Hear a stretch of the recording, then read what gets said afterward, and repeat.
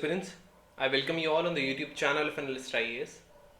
So we have completed the bridge series of geography. Now we will start the bridge series of history. We will discuss all the questions from 2015 to 2022. So this will give you an idea about the nature of the questions. Total questions which came in 2015 from the history are 11 questions. Some from modern and other from ancient. So we will discuss both of them. Let's start. Question 1.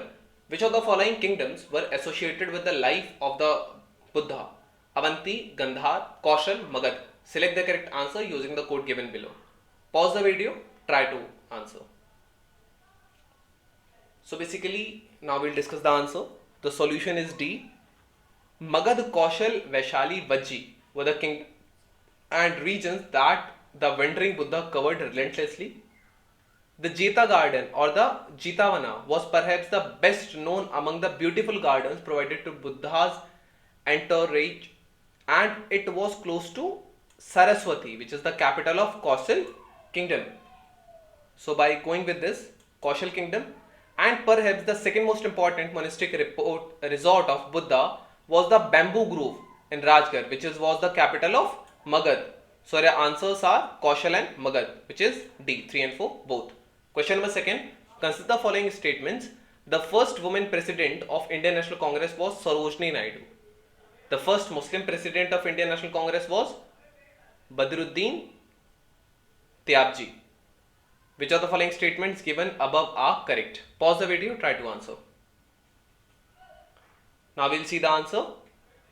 Solution is B. Why? Because first जो woman president थे, she was Annie Besant, and first male president was W.C. Banerjee, and first Muslim male president was Badruddin Tyabji. So your correct answer is B, which is 2 only. Question number 3.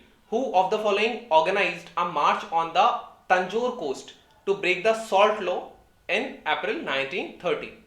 V.O. Chitram Pillai, C. Rajgopalachari, K. Kamaraj, D. Annie Besant. Pause the video, try to answer.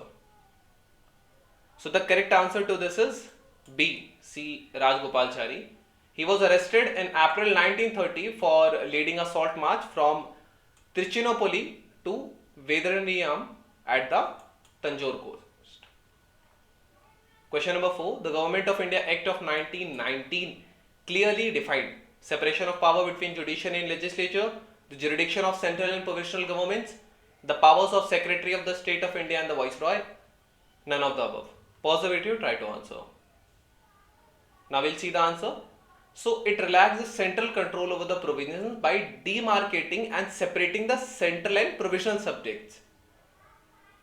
The central and provisional legislatures were authorized to make laws on their respective list of subjects. However, the structure of government continued to be centralized and unitary. It further divided the provisional subjects into 2 parts. There were transferred subjects and reserve subject. You can find this in the Lakshmikant. So basically the correct answer to this is B. Question number 5. With reference to the Congress Socialist Party, consider the following statements. It advocated the boycott of British goods and evasion of the taxes. Second, it wanted to establish the dictatorship of the proletariat. It advocated a separate electorate for minorities and oppressed classes. Which of the following statements given above is correct? Pause the video, try to answer. Now we'll see the answer. So basically the Communist Social Party advocated decentralized socialism in which cooperatives, trade union, independent farmers and local authorities would have a substantial share of the economic power. As secularists, they hoped to transcend communal divisions through class solidarity. Some such as Narendra Dev or Basagaon Singh Sinha advocated a democratic socialism distinct from both Marxism and reformist social democracy. So your correct answer is none. Question 6. Who of the following were economic critic or critics of the colonialism in India? Dadabhai Naroji, G. Subramania Iyer, R.C. Dutt. Select the correct answer using the code given below. Pause the video, try to answer.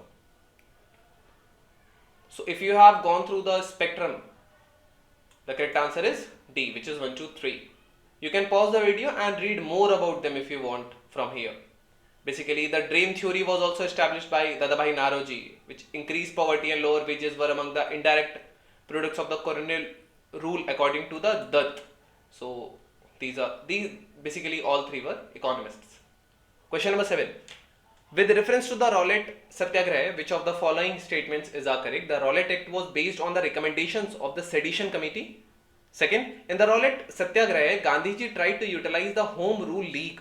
Third, demonstrations against the arrival of the Simon Commission coincided with the Rowlatt Act. Select the correct answer using the code given below. Pause the video, try to answer. Now we'll see the answer. Basically, both statements 1 and 2 are correct, but third statement, Simon Commission. Simon Commission came in 1928 and the Rowlatt Act came in 1919. So by eliminating this, you get your options as 1, A and B. And Gandhiji also tried to utilize the Home Rule League. It came in 1917. So your answer is B. Question number 8. Which one of the following movements has contributed to a split in the National Indian Congress, resulting in emergence of moderates and extremists? Swadeshi movement, Quit India movement, non-cooperation, civil disobedience movement.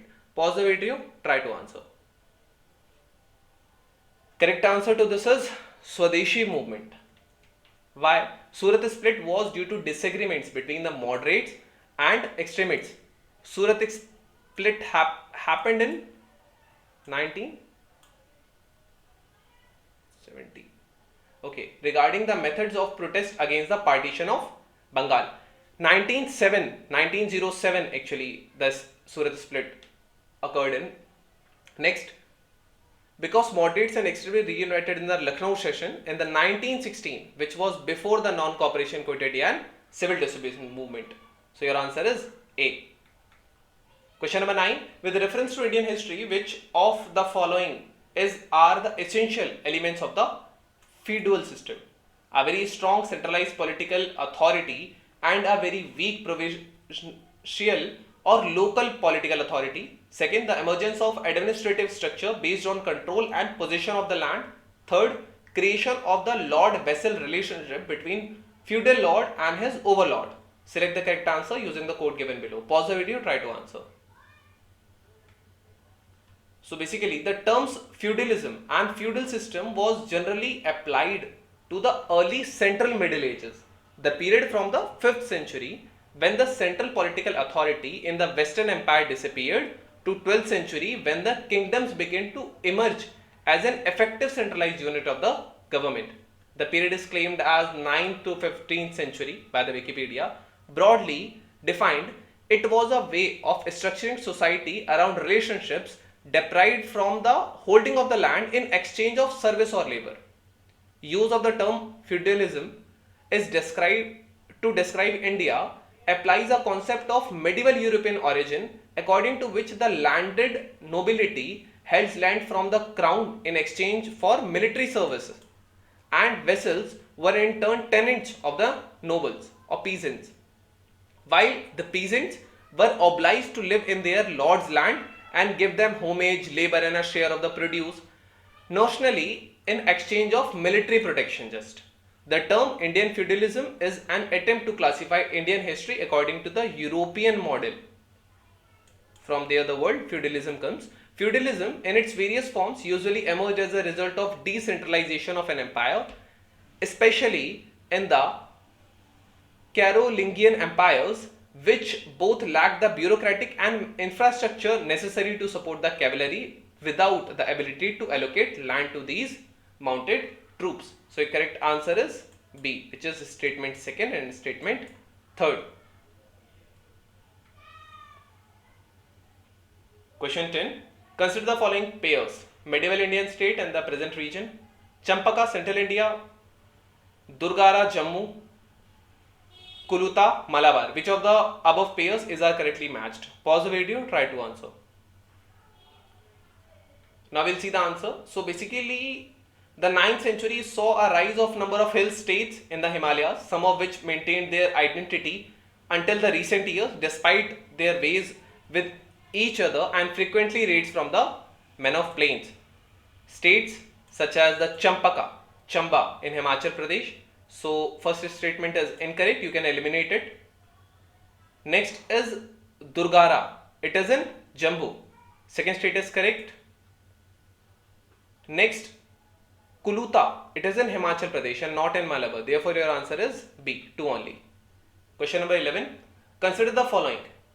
This is the last question of today's session. The arrival of Babur into India led to the introduction of gunpowder, introduction of the arc and dome in the region's architecture, establishment of Timurid dynasty. Select the correct answer using the code given below. Pause the video, try to answer. So now we'll see the answer. Basically, from the statement 1 itself, we could get the answer by elimination. How is it? Because Chinese gunpowder technology is believed to have arrived in India by mid 14th century, but could have been introduced much earlier by the Mongols, who had conquered both China and some borderlands of India, perhaps as early as the mid 13th century. Now, the unification of the large single Mongol empire resulted in free transmission of previously topped secret Chinese technology into the Mongol conquered parts of India. Regardless, it is believed that the Mongols used Chinese gunpowder weapons during their invasions of India. Therefore, by eliminating statement first, you get 3 only as your answer. This was all about today's video and session, and stay tuned with Analyst Ias for a better preparation, as we will discuss all the subjects in this bridge series, and this will help you crack the CSE 2023. Thank you. Have a nice day.